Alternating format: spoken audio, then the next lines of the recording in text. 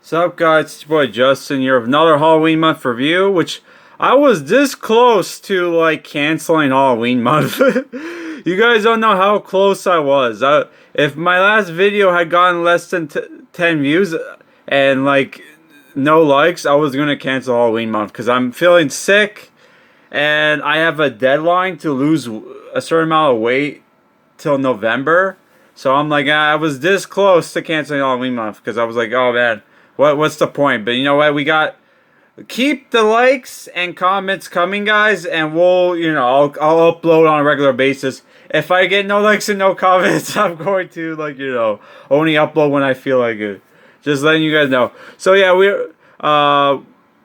so I'm reviewing Blood Blockade Battlefront Volume 1 by Yasuhiro Nightow, which came out in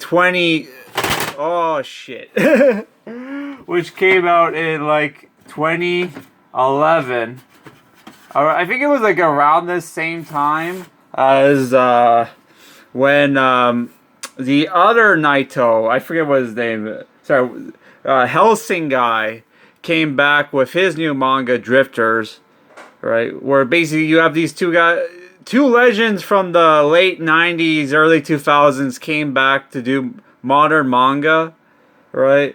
And like this manga even got its own anime, but I think it only got one season because the manga is not good.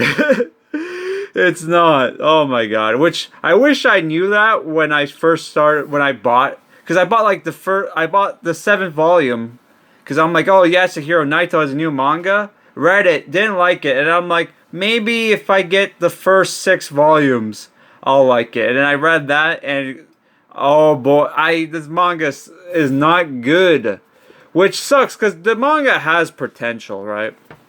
So the full title is Blood Blockade Battlefront: Secret Society in the Sealed City of Magic, which this manga had a very cool premise. It's basically modern day. It's like cyberpunk meets like a cult. It's like basically like H.P. Lovecraft style cyberpunk story, which the story is about basically New York. Which let's see if we can find New York. Basically gets replaced by New York merges with another dimension called the Beyond, and it created this barrier around the center of New York where magical creatures, aliens, and mutants live, and they have advanced technology, and there's also magic, and there's also like werewolves and vampires. And you have our main character, Leo Watchman. So, I think what was that his name? Or they call him Watchman Leo. But yeah, his name's Leo. And he's basically the main character, even though he doesn't fight. But he's a journalist working at a newspaper, and he's writing this article about Hell Salem's Lot, which is what they renamed New York, right? And the reason why he's doing that is because he was granted magical eyes by this divine being, which they tell the backstory here. Sorry, I'm going to see if I can find the picture. So basically, here's where they have the where is it? It was around here somewhere. Basically here, they give him the backstory, how his sister was in a wheelchair and him and his family went to visit the outskirts of Hell Salem's Lot. They weren't even technically in Hell Salem's Lot. They were on the outskirts of old New York. When this being appears, tells them who will witness. And whoever chooses to witness gets the magical eyes, but the other person loses their sight, which his sister in a wheelchair decides, if you're going to take from me, because like she's already crippled, right? So she sacrificed herself for her brother, and he's there to try to figure out if there's a way to undo what happened to his sister, right? But yeah, so the main plot though is that basically he's in Hell Salem's Lot, and Hell Salem's Lot is like it's a bedlam of crime and depravity, right? So he gets like he gets his camera stolen by a mock monkey, and he goes after it, and he gets caught in between like a conflict between a bank robber and the armored cop police, I like the design of the armored cops, where he meets this guy Zap Renfo, who is part of Libra, a secret society that's trying to keep the peace and in Hell Salem's Lot. And he thinks that our main character is a new member that's joined the team. Only it turns out it's not. Which they call him Johnny Landis, which I think is supposed to be a reference to John Landis, Max Landis' dad, who directed like movies like Animal House, right? And here we meet other members of Libra, the leader, Klaus Van Reinhardt's, who I thought was a werewolf. Turns out he's not a werewolf. This chick is supposed to be a werewolf, Chain Sumeragi, who has super speed, who fights with guns, and this guy uses a sword.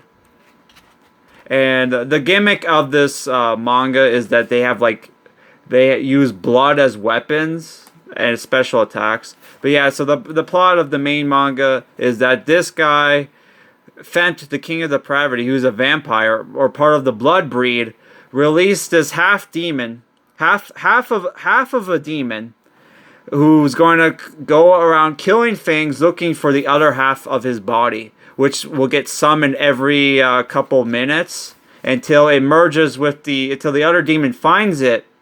I mean, it'll pop out of existence for a couple seconds every couple minutes, and people are trying to find the gate, which is a living person, right? Which it turns out it may or may not be the mock monkey. So if the two halves join, the demon is strong enough to remove the barrier and release all the residents of Hell Salem's Lot, which the barrier keeps them in, but apparently people can come in. So, and our main characters have to stop this, right? So, like, I'll show you action scenes of the characters using their special attacks, where that's the one guy's weapon, which is like yeah. You have these special attacks, which the action in the manga sucks, because it's like somebody will be ready to attack and then boom, he one-shots people, right? So like that's what a lot of the actions, just our characters using special attacks and one-shotting bad guys. But sometimes they can't one-shot the bad guys. They have to like complete an objective. Like this guy has to find the gate, which spoiler alert, turns out to be not the monkey, but something on the monkey. And then there's also like a bonus story where humans are getting... There are residents that are kidnapping humans to eat them, and they're like human trafficking and basically supernatural human trafficking, and our main character and the team have to stop it, right? So I'll just go in my thoughts on the manga. The action's good, the story is good, the dialogue is weak, and that might have been the translation, right? And also there's a bonus story here where Nightow makes fun of people like fan service as teenage boys. Like basically have the mentality of teenage boys, have this excites you, which I honestly kind of agree. But yeah. So but yeah, the main problem of this manga is that even though the world is cool, the designs is cool, the action fucking sucks. Even like in Drifters, yeah, you had the same problem that this manga had, but in Drifters, the battles would be somewhat strategic, right? It wasn't just all real cool.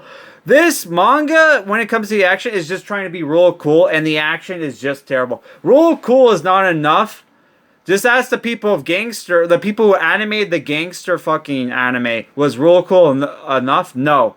We don't want Rule Cool. Rule Cool is not enough. We need strategic fights in our action stories now. Like, Hunter x Hunter and JoJo's Bizarre Adventure changed the game when it comes to shonen and action in general. Where it's not enough just to have like cool characters doing cool action. We need strategic fights. We need some thought put into the action. The action is thoughtless, and it's like it kills the manga, and it kills like the tension, because like, oh, I don't really care what happens during action scenes. I know the characters are just gonna do a special move. And it's gonna kill the guy or enemy in one hit or whatever, right? It's not always the case, but it is the case. And then there's also, there's also a manga where this guy has a chess battle, like a Hellsam's version of like chess battle with this like super intelligent guy, and they don't bother explain the rules to like the 3D chess game they're playing. So it's like, it was like, you know, so fucking stupid, the action in that. So it's like, yeah, if you don't explain how the rules for your game is, you're basically, it just comes out that you're making it up as you go.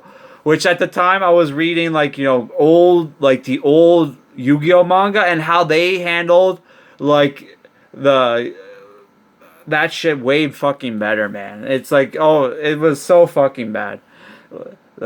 Yeah, so the manga, it's one of those things where if you don't mind the crappy action, it's not that bad, because the art is good, the character designs are good, but overall, like, yeah, it's the thing where it's just barely mid, it's just barely above mid, but it had an awesome premise, but it's just like it's the thing where if this had came out in the late 90s or early 2000s, it would have been good, right? It would have been at least a 7, maybe an 8. But because we have higher standards today when it comes to action, yeah, this was not, the action sucks, man. So like, yeah, 6 out of 10. My next Halloween month review, if I'm still feel like doing it, because like I said, I don't know if I said this, but I am sick. That's the only reason why I'm doing this now, because I had a sick day, so I had some free time. But yeah, my next Halloween month review is going to be this. Peace. Oh, fuck.